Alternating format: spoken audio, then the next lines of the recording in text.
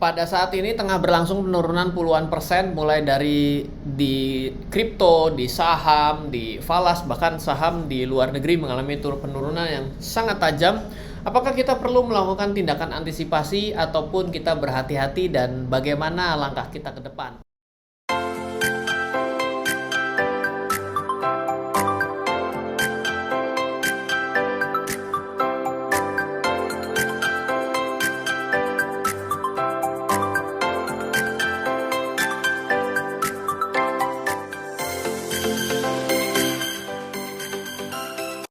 Welcome back di RF Channel on YouTube. Wah, saya senang sekali akhirnya saya membuat rekaman yang khusus saya buat untuk teman-teman yang ada di RF Channel on YouTube setelah beberapa waktu.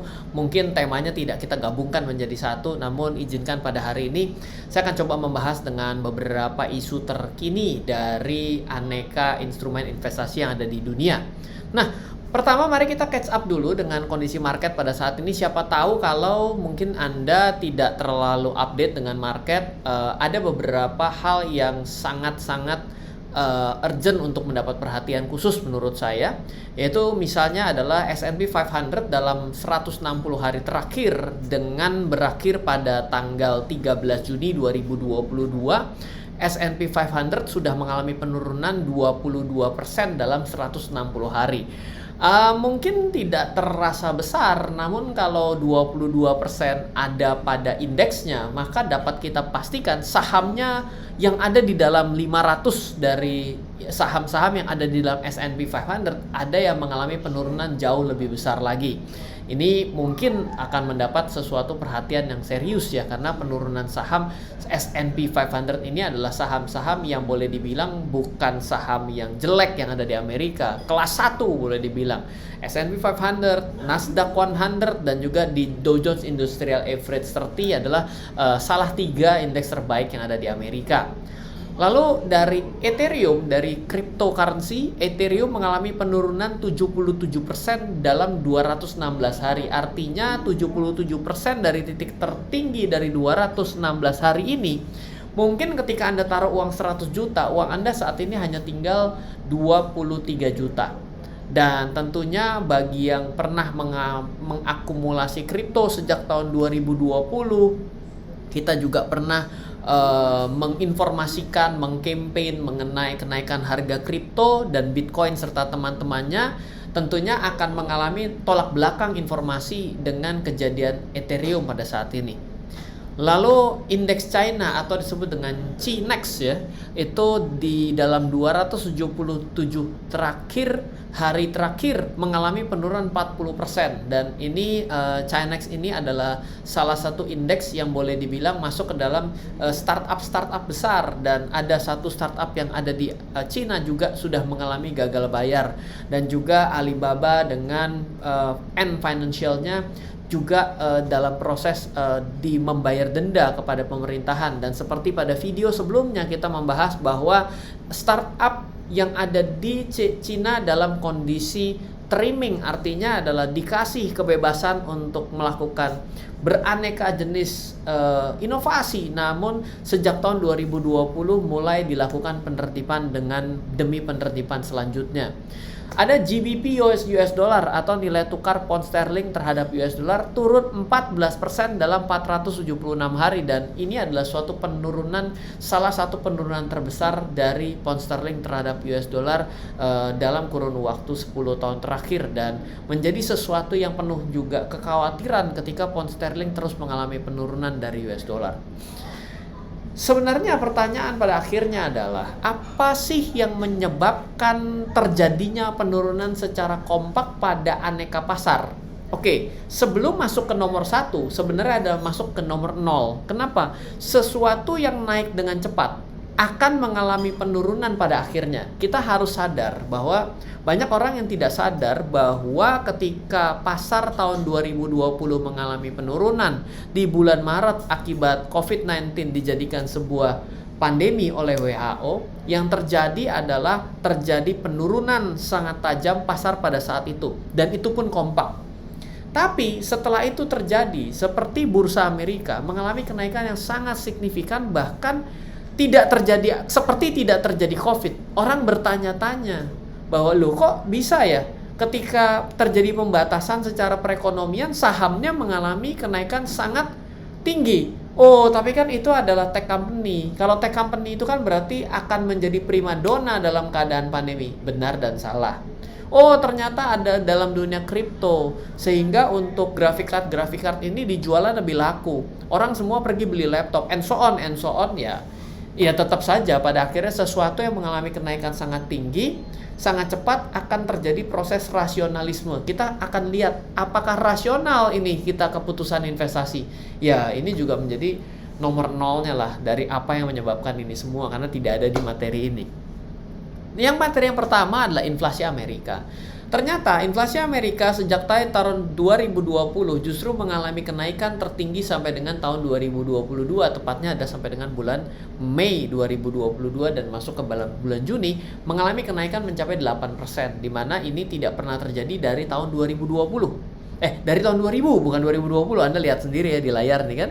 Ini kan boleh dibilang kenaikan yang paling tinggi dan boleh dibilang penurunan besar terjadi di 2008 ke 2010, lalu ini berangsur mengalami penurunan, dan di sini ada mengalami penurunan dan akhirnya spike ke atas gitu ya, dimana kenaikan ini tidak pernah terjadi di dalam kenaikan sebelumnya sekalipun setelah terjadinya subprime mortgage, adanya quantitative easing dan adanya tapering. Jadi pola ini juga terjadi sama pada masa lalu di Amerika, di mana Amerika melakukan cara yang sama mulai dari quantitative easing sampai dengan tapering. Bahkan pada masa lalu Amerika itu juga pernah melakukan shutdown pada bagian-bagian governmentnya, tiba-tiba tidak punya uang untuk membayar public service seperti perpustakaan, itu tutup tuh sempat. Nah, itu kan menyebabkan suatu kekhawatiran. Kurang lebih terjadi timelinenya pada saat kondisi seperti ini. Dan mungkin ini akan kembali berulang dengan cara yang lebih heboh lagi gitu ya. Jadi ini salah satunya adalah juga akibat inflasi. Lalu GDP growth daripada Amerika sebenarnya tapi gitu ya mengalami penurunan terus-menerus. Jadi logikanya begini, ketika pertumbuhan ekonomi rendah dan terjadi sejalan, maka tidak mungkin yang namanya harga mengalami kenaikan. Kita ulang sekali lagi ya. Kenapa ini penting? Karena kadang-kadang kita bingung, kenapa ada inflasi ya ketika perekonomiannya dalam perlemahan? Kenapa ya justru terjadi inflasi gitu kan? Pertanyaannya ke sana. Nah, kita ulang sekali lagi. Ketika pertumbuhan ekonomi mengalami penurunan, biasanya tidak mungkin harga barang akan naik. Kalau tidak ada kenaikan harga barang-barang, bagaimana bisa terjadi inflasi? Kita bisa logikanya ke sana, betul ya? Nah, tapi kita stop dulu di sana. Kita akan coba lihat efek dari kenaikan daripada tingkat inflasi dikonter dengan kenaikan suku bunga acuan, di mana inflasi yang tinggi menjadi pertimbangan untuk melakukan kenaikan. Tapi dengan dinaikkan suku bunga acuan dari Federal Reserve akan juga menekan kembali ekonomi. Kenapa? Lah, dalam kondisi tidak dalam keadaan yang dinaikkan saja, perlambatan ekonominya terjadi. Apalagi ternyata ditingkatkan, sehingga akan menyebabkan orang semakin malas untuk melakukan spending. Logikanya di mana nih bagian ini? Begini, sekarang kalau bunga bank saya tulis negatif, orang akan bilang, ih rugi ya saya nabung di bank. Kalau gitu saya akan bikin kedai bakso. Saya nggak mau deh, lebih baik saya belanjain. Buat apa dibelanjain? Ya daripada saya rugi, uang saya kemakan sama bank. Sehingga biasanya dengan diturunkan suku bunga akan kesana polanya, menyebabkan terjadinya spending. Kalau orang ada spending, kalau orang ada usaha, maka akan menaikkan pertumbuhan ekonomi. Kenapa? Karena pertumbuhan ekonomi itu akan terjadi ketika orang membelanjakan barang. Nah, sekarang efeknya datang dari inflasi, menyebabkan kalau inflasi tidak terkendali, Amerika mengalami ketakutan, maka yang dilakukan adalah dengan cara menaikkan suku bunga. Tapi kenaikan suku bunga ini hanya demi mengkonter kenaikan inflasi tanpa mempertimbangkan ataupun memang mengambil konsekuensi yang namanya perlambatan ekonomi akan terjadi lebih nyata. Ini menjadi sesuatu fenomena yang ditakutkan oleh para investor sebenarnya. Ya, oleh karena itulah investor juga kembali meredam. Wah, investasi saya bener nggak nih? Kalau saya dalam kondisi seperti ini saya tetap investasi dengan perlambatan ekonomi ditambah kenaikan suku bunga, akan menyebabkan orang semakin malas untuk berinvestasi, semakin malas untuk spending, lebih milih untuk investasi. Loh, bagaimana caranya saham akan mengalami hal yang positif, perusahaan-perusahaan yang sahamnya saya beli, kalau semua orang cenderung menahan spending? Rada bulet ya, tapi nggak apa-apa, saya sengaja untuk jelaskan agar kita tahu. Loh, kok kita jadi bingung. Kadang-kadang inflasi naik menjadi hal yang bagus, inflasi yang naik jadi hal yang jelek. Suku bunga naik, kita bingung. Suku bunga dinaikin, kita harus nggak bingung. Kapan saya harus mengambil posisi? Tapi saya akan coba relatekan dengan kondisi yang ada pada saat ini. Nah, selanjutnya, kenapa kita harus berbicara back to basic? Karena kadang-kadang hal seperti ini membuat kita bingung. Misal, kenapa bisa inflasi? Inflasi adalah kondisi kenaikan harga barang. Kenapa harga naik? Sekarang saya coba tanya. Karena apa? Satu, harga dinaikkan kalau tingginya permintaan. Kan kita tahu dong, semakin dicari orang, semakin banyak peminatnya, dia akan berusaha untuk mengambil keuntungan kan. Berarti akan menaikkan harga barang. Atau dibalik, terjadi kelangkaan barang lah, makanya harga dinaikkan. Kan seperti itu dong. Saya sebagai orang lagi banyak ya, lagi hype, saya naikin harga. Ya terserah kamu, ini lagi in, ya dong. Ya, perusahaan-perusahaan startup tech itu kan lagi in kan. Makanya gampang sekali cari duit dari kemarin-kemarin, betul nggak? Karena lagi in. Nah, karena tingginya permintaan tadi diakibatkan kelangkaan barang padahal yang beli biasa-biasa saja. Menurut Anda, kira-kira saat ini kondisinya lebih kemana nih dalam kondisi saat ini? Jawabannya adalah poin yang kedua.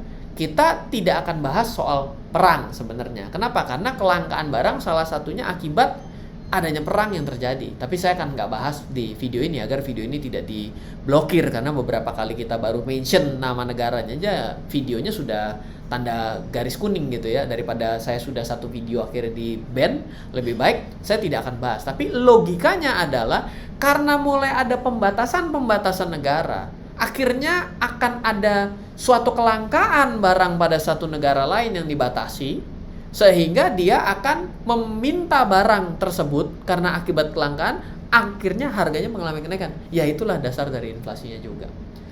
Tapi di beberapa daerah juga terjadi adalah akibat dibukanya border akibat pandemi ini, membuat tiba-tiba orang seperti tiba-tiba besar datang, infiltration boleh dibilang ya, kejadian seperti di Turki gitu ya.